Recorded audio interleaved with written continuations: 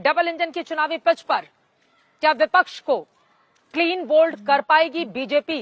क्या है तैयारी आप लोगों की?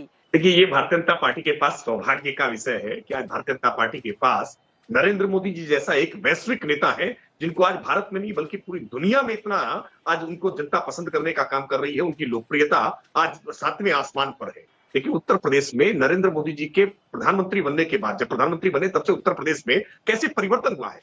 मेंबर ऑफ पार्लियामेंट के तौर पर काशी को उन्होंने किस तरह से संवारने का काम किया है। काशी विश्वनाथ धाम का अभी जल्द ही वो लोकार्पण करके गए हैं। पूरी दुनिया ने देखा है, पूरे देश ने देखा है कि आज उत्तर प्रदेश की तस्वीर बदल रही है। वरना यही उत्तर प्रदेश जो जातियों के मकर जाल में उलझा हुआ था, ये उत्तर प्रदेश जिसके लिए आतंक और अपराध एक पहचान बन गई थी, जहां राजनीतिक संरक्षण मिलता था अपराधियों को, उस उत्तर प्रदेश की आज पहचान को बदलने का काम किया है। आप अंदाजा लगा सकते हैं कि उत्तर प्रदेश में योगी सरकार ने कोई काम नहीं किया। अगर योगी जी ने कोई काम किया होता तो शायद उनको 10-10 मुख्यमंत्री यहाँ ना बुलाने पड़ते, शायद योगी जी का चेहरा दिखाई पड़ता, लेकिन उनके चेहरे को छुपाया जा रहा है। क्योंकि उनके सरकार में जो हुआ है वो मैं आपको बता रहा हूँ।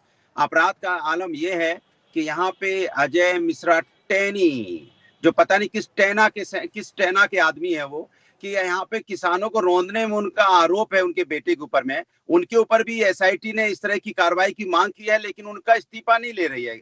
और वो बार बार ये कहते भी हैं कि भैया हम तो मंत्री बनने के पहले जो थे वो ज्यादा बड़े थे, अब जो है वो छोटे हो गए। मतलब मंत्री, यहाँ पे अपराधियों को मंत्री बनाया जाता है। चित्रा जी, आपके ही चैनल पर मैं 8-10 दिन पहले मैंने कहा था कि मोदी जी अब यहाँ पर परमानेंट रहेंगे, उत्तर प्रदेश में परमानेंट आएंगे, इसलिए कि योगी आदित्यनाथ का कुछ काम तो है नहीं। अब उनके काम न होने से ये साबित हो गया प्रधानमंत्री के उत्तर प्रदेश में बराबर आने से कि योगी जी नाकाम रहे, फेल रहे, प्रशासन में फेल रहे, महंगाई में फेल रहे और नौकरियां देने में फेल रहे। सवाल इस बात का है कि अभी टेनी जी जो थे पत्रकारों से बदतमीजी कर रहे थे, पत्रकारों को धक्का दे रहे थे। ये नहीं दिखाया गया, सारे सोशल मीडिया पाया, सब जगह आया है कि उनसे पूछा गया सवाल जब ये, तो उन्होंने कहा कि हटो, बदतमीज कहेंगे तुम, ये तमीज नहीं तुमको बात करने की। ये केंद्रीय मंत्री का भाषा होगा, ये सवाल उठेगा। और जब देखिए आपको मैं बता रहा हूँ चित्रा जी, वो जो आप कह रही है कि इन्हीं के राज्य में उसको पकड़ा गया, नहीं, इनके राज्य में पकड़ा गया, लेकिन सुप्रीम कोर्ट के सख्त होने के बाद सुप्रीम कोर्ट डंडा लेके खड़ा हो गया कि अगर ये काम नहीं हुआ तो अब तुम्हारी खाल खींच लेंगे। उसके बाद उसको जो है फिर रेड कार्पेट दिया गया टेनी के बेटे को, और आज भी जेल में उसको रेड कार्पेट दिया हुआ है। जो चाहे उसे मिल सकता है, जिसके साथ चाहे घूम सकता है। आखिर क्या मजबूरी है सर अजय मिश्रा को लेकर? जिस तरह का व्यवहार वो उन्होंने पत्रकारों से किया, गृह राज्य मंत्री देश का गृह मंत्रालय में पीछे के दरवाजे से जा रहा है, ऐसी नौबत आ गई है। सवाल यह है कि क्या चुनाव में वोट की चिंता की वजह से आप इंसाफ के साथ नाइंसाफी कर रहे हैं? जो उन्होंने किया वो कतई उचित नहीं था और उससे हम सहमत नहीं है। भारतीय जनता पार्टी वो पार्टी है जो आदर्शों पे चलती है, हमारे अपनी एक सोच और विचारधारा है, और ये जो कृत्य है उससे मेल नहीं खाता है। क्या हम एक ऐसी विधिक प्रक्रिया चलाएंगे कि अगर कोई व्यक्ति मंत्री का बेटा है तो चार्जशीट भी ना फाइल हो, बेटा जेल में रहे और मंत्री भी आरोपी है? अगर ये तर्क दिया जाएगा तो मैं केवल एक बात कहता हूं, भूपेश बघेल के पिता मुख्यमंत्री है, भूपेश बघेल, उन पे एफआईआर है, भूपेश बघेल को इस्तीफा देना चाहिए। सोनिया गांधी जमानत पे बाहर है भ्रष्टाचार के मामले में, उनको भी इस्तीफा देना चाहिए। राहुल गांधी जो खुद भ्रष्टाचार के मामले में बेल में बाहर है, उनको भी इस्तीफा देना चाहिए। कल उन्होंने जो हरकतें पत्रकार बंधुओं के साथ करी, डराना, धमकाना, हाथापाई करना, फोन तोड़ देना, ये छोट भैये कहीं के गली के गुंडे करते हैं या देश का गृह राज्य मंत्री करता है? आपको लगता है कि भाजपा आज भी उनको बचा रही है? मेरी समझ के परे है। ऐसी कौन सी मजबूरी है जो कि भारतीय जनता पार्टी ऐसे व्यक्ति को बचाने के लिए अपनी राजनीतिक साख और अपनी मॉरल बैंकरप्सी, नैतिक दिवालियापन है ये सरकार का, अगर अजय मिश्रा टेनी आज भी मंत्री बने हुए हैं। इतनी बड़ी साजिश एक लड़के ने अकेले रच दी, उसका पिता इस देश का गृह राज्य मंत्री है, ये नकारा नहीं जा सकता है। जो गृह राज्य मंत्री है उन्होंने जो 10 दिन पहले की जो वीडियो है जो 25 तारीख के आसपास की, मतलब उसी से ही ये होता है कि पूरा जो प्लान है, प्लान में ये भी शामिल है।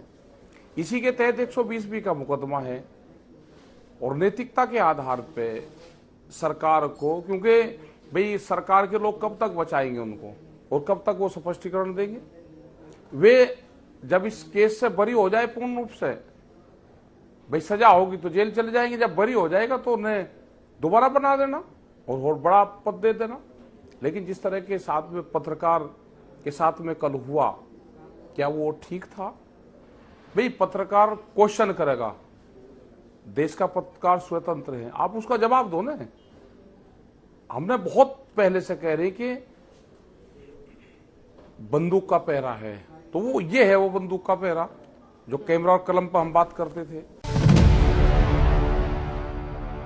केंद्र सरकार ने देश में समाज सुधार से जुड़ा एक बड़ा कदम उठाया है। केंद्रीय कैबिनेट ने लड़कियों के विवाह की न्यूनतम उम्र 21 वर्ष करने के प्रस्ताव को मंजूरी दे दी। यानी अब लड़कों की तरह ही लड़कियों की शादी की आधिकारिक उम्र 21 साल होने जा रही है। भारत में किसी को बालिग कहे जाने की उम्र 18 है, लेकिन शादी के मामले में लड़कों की न्यूनतम उम्र 21 और लड़कियों की 18 साल रखी गई। अब केंद्रीय कैबिनेट ने विवाह के लिए लड़कियों की उम्र भी 21 वर्ष किए जाने के विधेयक को मंजूरी दे दी है। मौजूदा सत्र में ही सरकार इस विधेयक को पेश करेगी।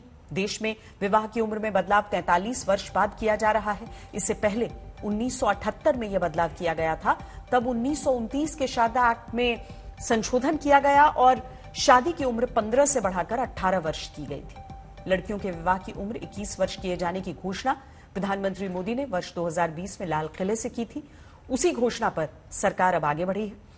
लड़कियों के विवाह की न्यूनतम उम्र क्या होनी चाहिए, इस पर जया जेटली की अध्यक्षता में एक टास्क फोर्स का गठन किया गया। 10 सदस्यों की टास्क फोर्स ने जाने माने स्कॉलर्स, कानूनी विशेषज्ञों और नागरिक संगठनों के नेताओं से सलाह ली थी। वेबिनार के जरिए देश की महिला प्रतिनिधियों से भी बातचीत की थी। इसी टास्क फोर्स ने दिसंबर 2020 में अपनी रिपोर्ट नीति आयोग को सौंपी थी। टास्क फोर्स का ही सुझाव था कि लड़कियों की शादी की उम्र 21 वर्ष होनी चाहिए। सरकार के इस कदम का फायदा देश की करीब 4.5 करोड़ से ज्यादा लड़कियों को होगा। 2011 में हुई जनगणना के अनुसार देश में 18 वर्ष की उम्र की करीब 1 करोड़ 29 लाख लड़कियां हैं। करीब 1 करोड़ लड़कियों की वर्ष 19 वर्ष है, जबकि 1 करोड़ 39 लाख लड़कियों की उम्र 20 वर्ष है और देश में 21 वर्ष की करीब 1 करोड़ 94 लाख से अधिक लड़कियां हैं। कुल मिलाकर देखें तो देश में 18 से 21 वर्ष की लड़कियों की संख्या 4 करोड़ 64 लाख है। लड़कियों की शादी की उम्र बढ़ाने की मांग पिछले काफी समय से की जा रही थी। समाज शास्त्रियों का मानना है कि शादी की उम्र कम होने से कम उम्र में लड़कियां मां बनती हैं, जिससे मां और बच्चे की सेहत पर काफी बुरा असर पड़ता है। कम उम्र में शादी होने से मातृ मृत्यु दर और शिशु मृत्यु दर बढ़ जाती है। कम उम्र में शादी होने से लड़कियों की शिक्षा और जीवन स्तर पर भी बुरा असर पड़ता है। The registrar general and census commissioner of India की 2018 की एक रिपोर्ट के अनुसार देश की 2.3% लड़कियों की शादी 18 वर्ष तक पहुंचने से पहले कर दी जाती है। इस मामले में देश के गांवों की स्थिति शहरों के मुकाबले ज्यादा खराब है। गांवों की 2.6% लड़कियों की शादी 18 वर्ष से पहले ही कर दी जाती है। शहरों की 1.6% लड़कियों की शादी 18 वर्ष तक पहुंचने से पहले हो जाती है। इस मामले में सबसे खराब रिकॉर्ड पश्चिम बंगाल का है, जहां पर 3.7% लड़कियों की शादी 18 वर्ष तक पहुंचने से पहले हो जाती है। 33.2% लड़कियां ऐसी भी हैं जिनकी शादी 18 से 20 की उम्र में कर दी जाती है।